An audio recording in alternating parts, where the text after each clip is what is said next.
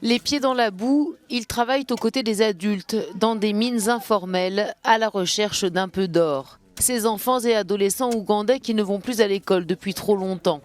Les établissements scolaires du pays sont fermés depuis près de 80 semaines en raison de la pandémie de Covid-19, une situation bien difficile à vivre pour les écoliers. Parfois, quand on reste à la maison, on n'a pas assez le moral pour lire des livres. Et d'une manière ou d'une autre, on oublie ce qu'on nous a appris à l'école. Et puis on arrête même la lecture, parce qu'on nous dit qu'on va retourner en classe. On attend jusqu'à être trop fatigué et ne même plus pouvoir lire de livres.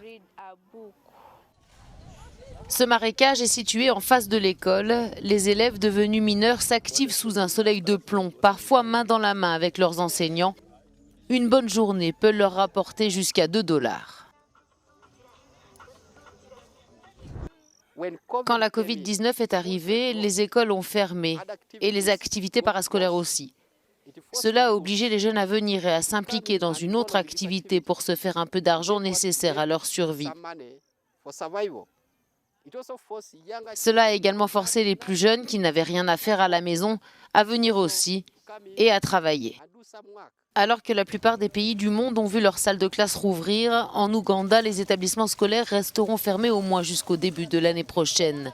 Un réel problème quand on sait que les écoles servent aussi de refuge aux enfants vulnérables, car ils y trouvent un repas ou encore des médicaments, autant de choses qu'ils n'ont pas forcément à la maison.